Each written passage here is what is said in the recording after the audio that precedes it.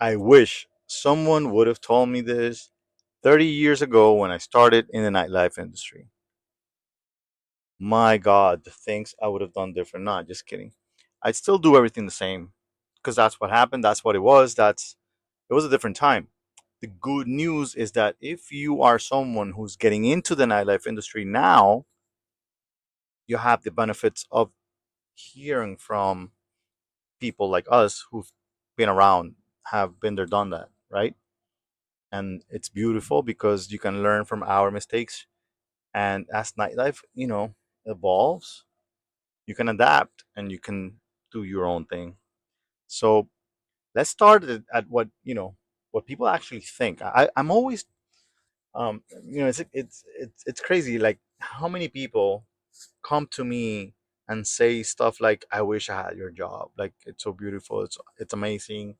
The parties, the free drinks, the free cover at the different events, etc. Like they just talk about all the beautiful parts of it. The just they don't remember the following, and that is 11 p.m. we open those doors. In many places 3 a.m. they're done, others 5 a.m. In my case it was usually 5 a.m. in Miami.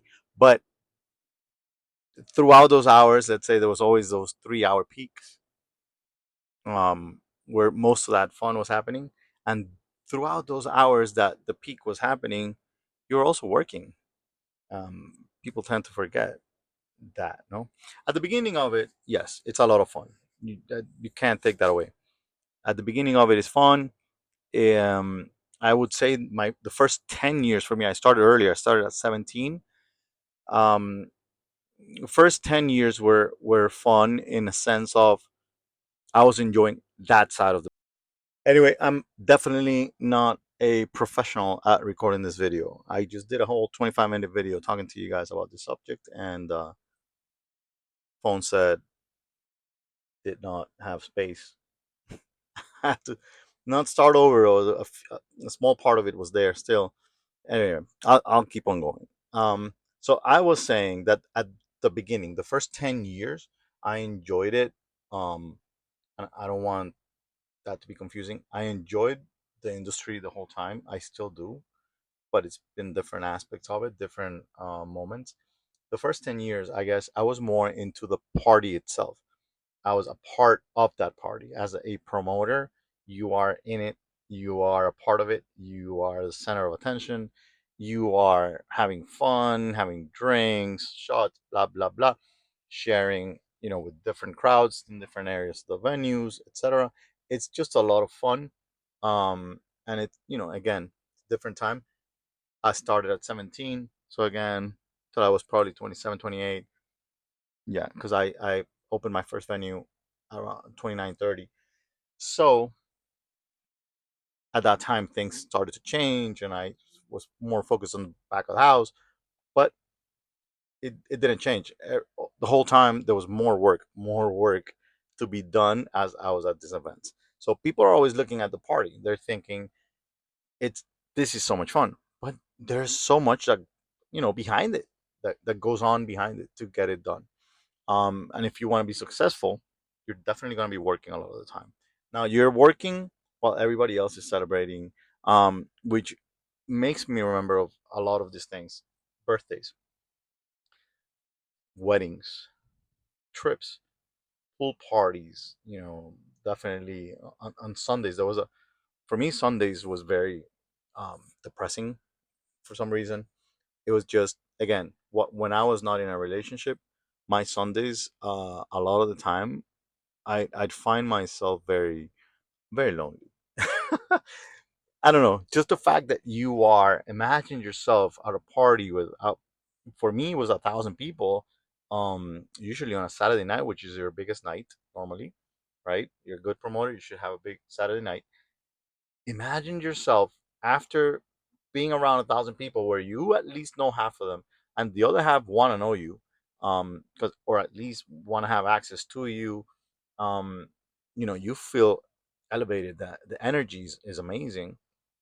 um but then comes Sunday, you missed the boat party, you missed the beach trip or whatever. And anyway, this is pre Netflix for me, so it wasn't easy to just Netflix and chill. I had to go to Blockbuster in my case. But it it wasn't as fun when you realize this other factor, which is the friendships that you build in the industry. It's hard to know when you're building a friendship that's a real one, um, and when not. I was very lucky to have groups of friends that have been with me throughout the years, good, bad, and ugly times. Um, but I did meet a lot of people that I felt like we were closer friends, and then realized quickly after, when the parties were gone, or where the specific party they were into was gone, or the venue, or they continued into a part of their lives where they were not into going out, or they just stopped going out for whatever reasons. Then I was not a part of their lives anymore. It was not I was not an option, or choice. So it hurts sometimes. It's not easy to believe that so you got to be careful. Who are the real friends? Who are those that are there for you and not for the benefits of being around you, which will be a lot of benefits if if you do this the right way, correct way. um Other issues here is that the phone will never stop. I know this generation is definitely more used to being with the phone at all times, but I'm saying stuff like, you'll be in bed on a Wednesday night with your partner, and there will be a text coming in at 2 a.m. You know, it could be anybody asking about a venue or a party or whatever that may not even be yours. It has nothing to do with yours. It's just somebody asking because, again, you are the person that they trust when they go out and stuff, and they're gonna come to you asking about this party or this event or whatever. The point is that you're sleeping. The phone never stops. Now, I recommend you put that to sleep because you need to sleep. It is hard to get sleep when you're in this industry as well. The hours, it is complicated. It is very hard. It's again 30 years in it. I haven't been operating the last few years. I've been again more behind the scenes. I've been doing consulting. I've been helping other companies, other promoters that are building their own, their name, starting up, becoming a company, and then even partnering to some venues and other venues and managers, etc. But I haven't been operating the last 2 years. But I still can't um, go to sleep before 2 3 a.m. It's very hard for me because again, I'm just used to it. My body is built for that.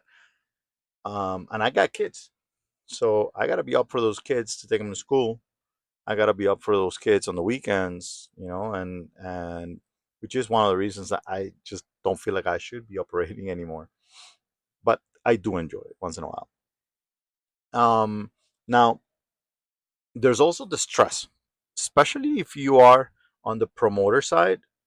The stress that comes with making sure, being the person responsible for that venue to be full, to be packed that night, to make numbers.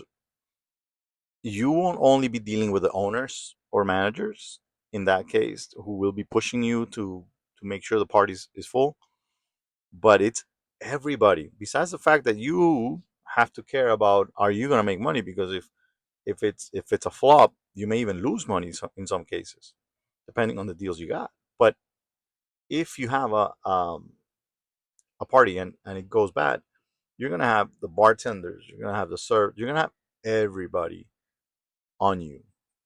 Uh, and that won't last a week, by the way. For some reason, those bad ones are the ones that stick with everybody, and they want to talk about the whole time.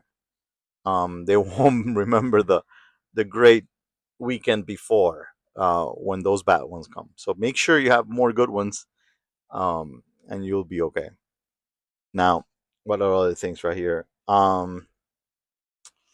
Yeah, when business relationships feel transactional, Again, it's what I was saying before, but it's just some people just make it as, again, like it's just a transaction. Like I just wanna, I need you for me to have access to this place, or for me to have access to these people, to these ladies, to this, to maybe deals, in some cases, depending on your case or who you are, what you're giving them. So you definitely got to be careful with that. Um, with the relationships, um, there's the one about the part about your partner, your significant other.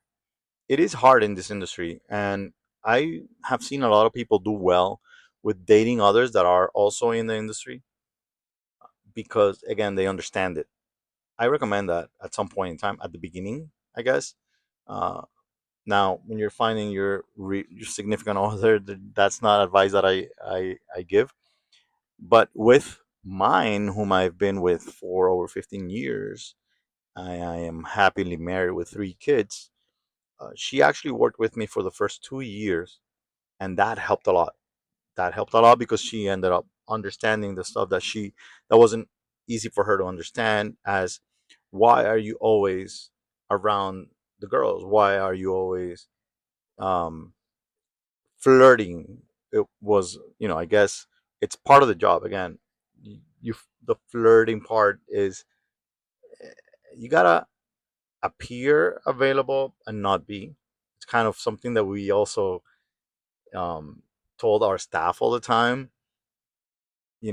Guys come here, they're gonna feel like they could um, go home with you. They could get your number. They could DM you and meet up later or whatnot. We don't want that happening.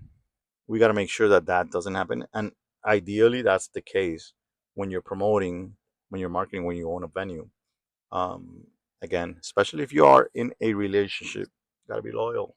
Gotta be loyal to last in this thing. Um, there's another factor, and that is drugs.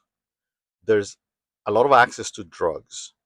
I thankfully am someone, and I mentioned this in the previous video about the evolution of nightlife.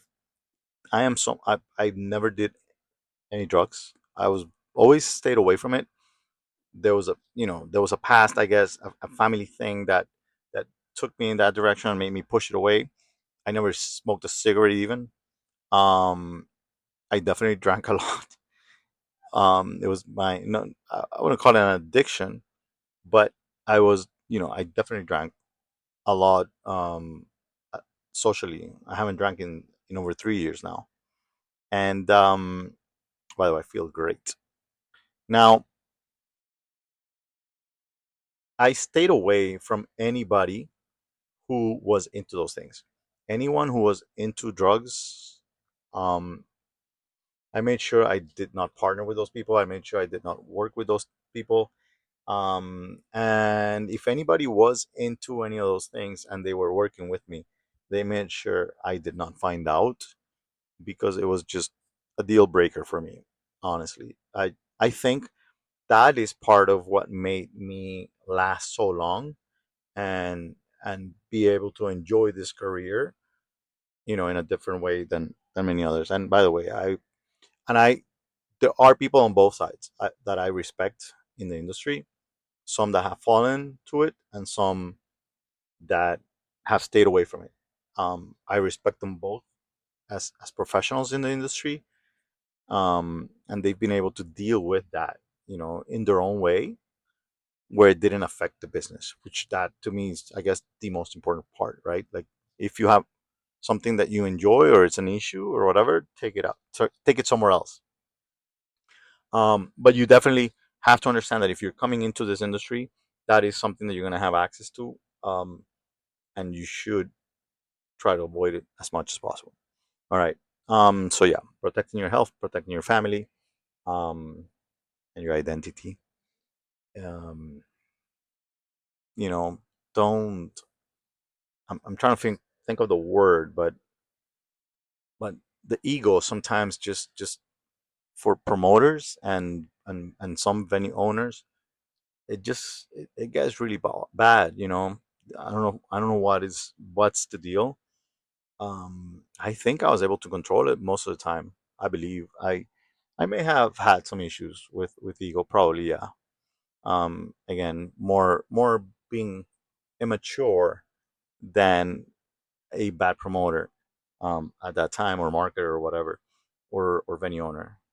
But I do recall that I have been told in the past that I did have ego issues that I know now I have outgrown, for sure. So I don't know exactly what could have caused it. Um, Maybe I felt like, you know I was a shit at some point. Um, or maybe I was. There's that ego. So no, you got to be careful with that. Be careful with thinking that you're it, that you're the one, that you're the only one that could do this, and and people need you, and no, and they won't need you tomorrow if again your party flops. Okay, and remember, it'll never depend on you alone. This is always teamwork. So get off that horse. No, there's a lot of good things about nightlife that nightlife has given me, but I don't want to make this video too long, so I'm gonna probably keep those to the next one. Now, I believe that one of the biggest ones is definitely the relationship, the networking that you get to do in this industry. Now, with all those bad things that I mentioned, I do believe that the future of nightlife looks so much better. It looks healthier. It looks promising to me. I like, as I mentioned in the other video, I like the early hours that are happening. I like the brunches. I like the coffee parties. I like all this in real life events that they're calling now. That all the run clubs, again, all these things to me, these are all related to us. It's what we did as promoters was produce events for communities to come together, meet others, gather. Again, people that had things in common. That was the whole point of all of this. That's why you niche down when you're promoting. You don't promote just parties. Oh yeah, I do. Yeah, this day I do Latin salsa, and then on the next day I do hip hop, and then the next day house, and then no, you gotta niche down. You gotta figure out who is your crowd, who are the ones that you do your best with. Cater to those, and you'll do a lot better. But with what's happening now, with all these changes, people being healthier, um you know the wellness industry growing and becoming that new opportunity for events in that area, I recommend that some of you look into that, because you may be feeling like, maybe I don't want to be a part of the night itself, but I do want to be part of the events. I do want to be part of the gatherings. I do want to be part of communities. Now, there are things that are nightlife oriented only that are great, and there are things that are great in the other side of the equation as well. So it is really up to you. Anyway, if you have not subscribed, it would definitely help a lot, so that next time I can record a video, not in the car. Just kidding. Um, And I also invite you to join us in the Nightlife Entrepreneurs community, which is the one place where there's a bunch of us coming together worldwide to help each other out, to learn about all these things. To Again, it's a beautiful community. It's a membership, and it's $19 a month only. There's a free access as well, but I'll leave the link below. Join us.